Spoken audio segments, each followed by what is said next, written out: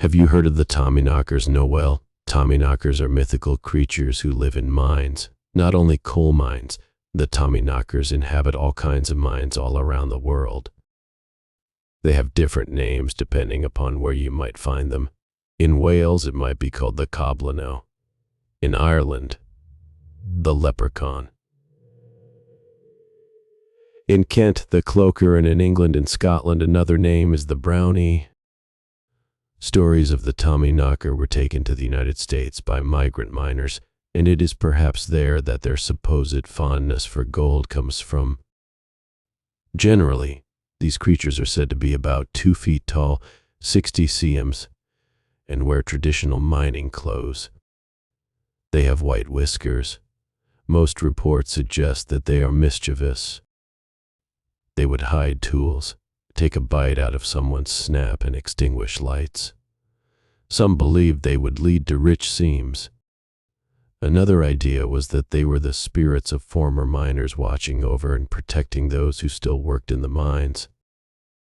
Most stories agree that it could be dangerous to laugh at or ignore the Tommyknocker.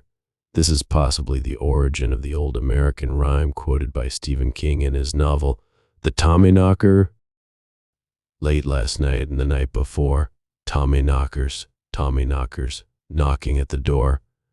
I want to go out, don't know if I can, 'cause I'm so afraid of the Tommyknocker man. However, if you want a happier view of these little miners, you might want to take a look at Snow White and the Seven Dwarfs. These little people certainly fit the bill. Beware of Tommyknockers. Bye, Tim Willoughby. Don't go anywhere near the mines. My parents said when I was in grade school. That admonishment carried little authority and less credibility, because my mining father had taken me into mines. Many mine tunnel entrances were open then, and even a few shafts invited inspection. I rarely ventured beyond where a flashlight was needed, and my parents' stories of what might befall me should I venture too far underground protected me from serious danger. When I was older and more likely to take risks, even just as a form of rebellion, my mother resorted to the parenting technique of my grandparents. Stories of Tommyknockers. Tommyknockers, like the Irish equivalent leprechauns, are wee people who shared the underground with superstitious Cornish miners. Miners hear eerie sounds working underground.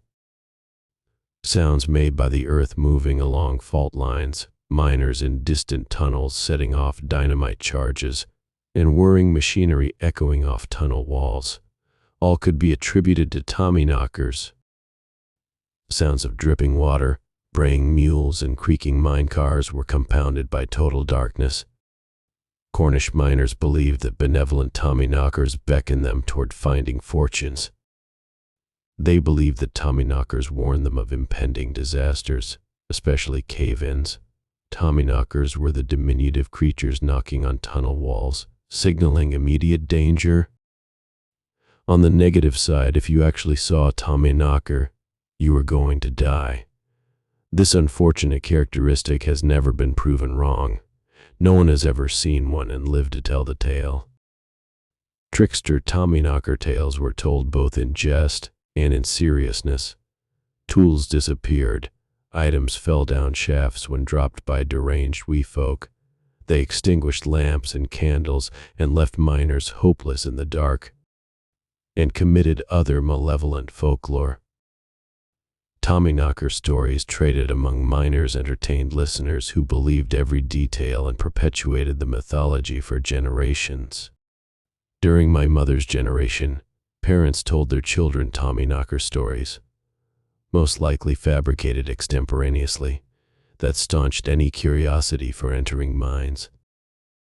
A Cornish miner's fondness for sharing the underground with short-stature helpers was replaced with negative Hansel and Gretel mythology. The possibility of Tommyknocker encounters prevented impressionable children from venturing far from their yards. If you are hiking with children and come across an old mine tunnel entrance, listen for the Tommyknockers. You are bound to hear suggestions of their presence.